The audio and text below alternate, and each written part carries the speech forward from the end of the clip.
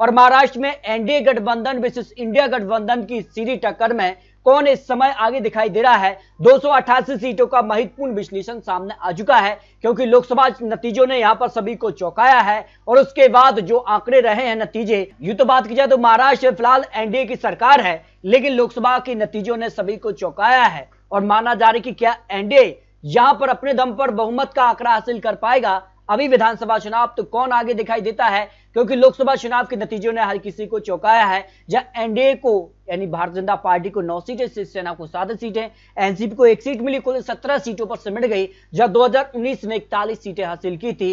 यानी महाराष्ट्र में बड़ा नुकसान देखने को मिला है और इससे राजनीतिक चाणक्य नेता लोकसभा के बाद विधानसभा चुनाव से भी जोड़कर देख रहे हैं। तो विधानसभा चुनाव में किसका पलड़ा भारी होगा, क्या एनडीए में यहां पर जो है अजीत गुट अलग होगा, यह भी एक बड़ी खबर सामने आ रही है। क्या बीजेपी और शिवसेना मिलकर ही चुनाव लड़ेंगी, क्योंकि सबसे ज्यादा खराब परफॉर्मेंस एनसीपी का ही रहा है। तो महाराष्ट्र में इस समय कौन किस पर भारी है और राजनीतिक हलचल जो तेज हो चुकी है, उसी बीच है आंकड़े किसके पक्ष में जा रहे हैं। लेकिन महाविकास अघाड़ी ने जिस कार्य की तैयारी की है, लोकसभा चुनाव नतीजों में भी दिखी है और विधानसभा चुनाव में भी उन्होंने दावा कर दिया है कि साथ मिलकर चुनाव लड़ेंगे और जिस कार्य के आंकड़े दिखाई दे रहे हैं इसमें। लेकिन महाराष्ट्र में कांग्रेस यहां सबसे बड़ी पार्टी उभर कर आई है, तो कांग्रेस पार्टी क्या महाराष्ट्र में ज्यादा सीटों पर चुनाव लड़ेगी, यह भी महत्वपूर्ण सवाल बन जाता है। तो महाराष्ट्र में आज अगर विधानसभा चुनाव होते हैं तो कितनी सीटें किसके पक्ष में जा सकती हैं। 2019 में भारतीय जनता पार्टी को 106 सीटें मिली थी और शिवसेना को 56 सीटें मिली थी। तब यहां पर शिवसेना, उद्धव गुट प्लस भारतीय जनता पार्टी एक साथ मिलकर चुनाव लड़े थे और बहुमत का आंकड़ा उनके पास था।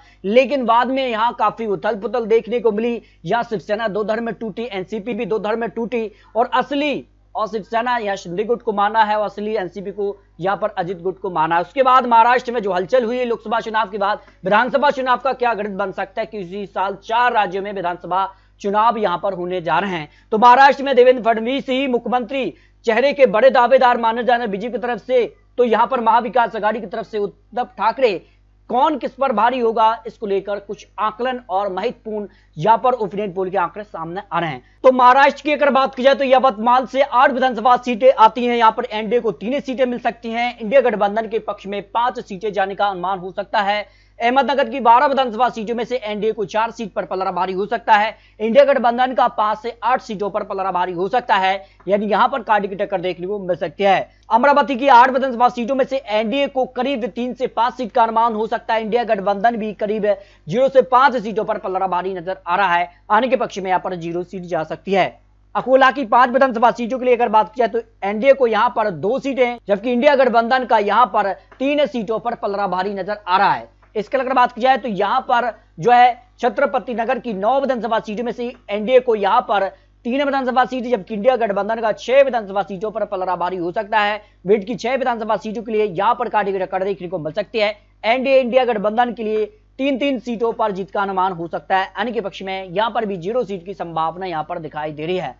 जबकि अगर बात की जाए यहां पर बुल्डाना की 7 विधानसभा सीट को लिए तो एनडीए यहां पर करीब 2 से 5 सीट पर पलड़ा भारी हो सकता है, इंडिया गठबंधन 3 से 5 विधानसभा सीटों पर पलड़ा भारी नजर आ रहा है। भंडारा की 3 विधानसभा सीट को लिए एनडीए को यहां पर करीब 1 सीट, जबकि इंडिया गठबंधन का 2 विधानसभा सीटों पर पलड़ा भारी हो सकता है, जो महाराष्ट्र को लेकर नए लेटेस्ट आंकड़े निकलकर सामने आ रहे हैं। धुले की अगर बात की तो 5 विधानसभा सीटों के लिए इंडिया गठबंधन को 3 सीटें, एनडीए को यहां पर 2 सीटों पर पलड़ा भारी हो सकता है। चंद्रपुर की 6 विधानसभा सीटों के लिए एनडीए को यहां पर 2 सीटें, जबकि इंडिया गठबंधन का 0 से 4 सीटों पर पलड़ा भारी हो सकता है, जो महाराष्ट्र को लेकर आंकड़े सामने आ रहे हैं। अगर बात किया गोदिया की 4 विधानसभा सीटों के लिए एनडीए को करीब 1 सीट, जबकि इंडिया गठबंधन का 0 से 3 सीटों पर पलड़ा भारी हो सकता है। गढ़चिरौली की यहां पर 3 विधानसभा सीट के लिए एनडीए को यहां पर 0 से 1 सीट की संभावना हो सकती है, इंडिया गठबंधन का 0 से 3 सीटों पर पलड़ा भारी नजर आ रहा है, आने के पक्ष में यहां पर भी 0-0 सीट की संभावना यहां पर दिखाई दे रही है। हिंगोली की 3 विधानसभा सीटों की अगर बात किया तो एनडीए को यहां पर करीब 1 सीट, जबकि इंडिया गठबंधन 0 से 2 सीटों पर पलड़ा भारी हो सकता है। जलगांव की 11 विधानसभा सीटों के लिए एनडीए को 4 से 8 सीट का अनुमान हो सकता है, इंडिया गठबंधन 5 से 7 सीटों पर पलड़ा भारी हो सकता है, जो लेटेस्ट आंकड़े निकलकर सामने आ रहे हैं, आने के पक्ष में यहां पर भी 0-0 सीट की संभावना यहां पर दिखाई दे रही है। अगर बात किया जलाना की 5 विधानसभा सीटों के लिए तो यहां पर एनडीए को 3 सीटें, जबकि इंडिया गठबंधन को 2 सीटों पर जीत की संभावना है, इनके पक्ष में 0 सीट की संभावना यहां दिखाई दे रही है। कोल्हापुर की 10 विधानसभा सीटों के लिए एनडीए को 3 से 5 सीट का अनुमान है, जबकि इंडिया गठबंधन का 5 से 7 सीटों पर जीत का अनुमान यहां पर दिखाई दे रहा है। आने के पक्ष में यहां पर भी 0-0 सीट की संभावनाएं दिखाई दे रही है। नंदुरबार की 4 विधानसभा सीटों के लिए यहां पर काड़ी की टक्कर देखने को मिल सकती है। यहां पर एनडीए को 2 सीटों पर इंडिया गठबंधन के बीच कड़ी टक्कर है।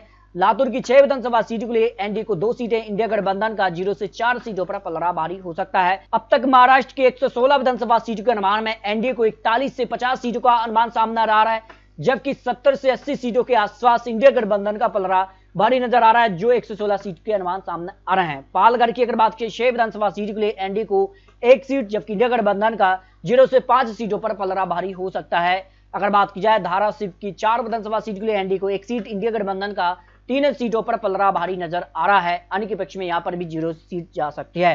अगर बात की जाए तो यहां पर परवानी की 4 विधानसभा सीटों के लिए एनडीए और इंडिया गठबंधन के बीच 2-2 सीट की बराबरी की टक्कर देखने को मिल सकती है। इनके पक्ष में 0 सीट की संभावना यहां दिखाई दे रही है। पुणे की 21 सीटों में से एनडीए को 7 सीटें, जबकि इंडिया गठबंधन का 14 सीटों के आसपास पलड़ा भारी नजर आ रहा है। और ऐसे माना जा रहा है कि यहां पर जो है सीट शेयरिंग महत्वपूर्ण हो जाता है, जिस कार के आंकड़े लोकसभा चुनाव के बाद बदलते नजर आए हैं। थाने की जब 18 विधानसभा सीटें आती हैं, इंडिया गठबंधन का करीब 8 सीट पर पलड़ा भारी है। एनडीए को भी 9 सीटें भारी नजर आ रही है, यानी कि पक्ष में 1 सीट जा सकती है, यानी यहां पर काड़ी की टक्कर देखने को मिल सकती है।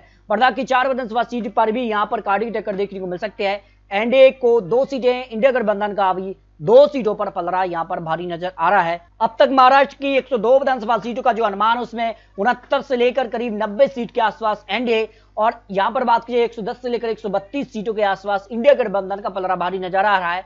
1 से 5 सीट पर अन्य का भी पलड़ा भारी हो सकता है। रत्नागिरी की 6 विधानसभा सीटों पर एनडीए को 2 सीटें, इंडिया गठबंधन का 4 सीटों पर पलड़ा भारी नजर आ रहा है। यहां पर सिद्धदुर्ग की 4 सीटों में से एनडीए को 3 सीटें, इंडिया गठबंधन को 1 सीट पर जीत की संभावना यहां हो सकती है।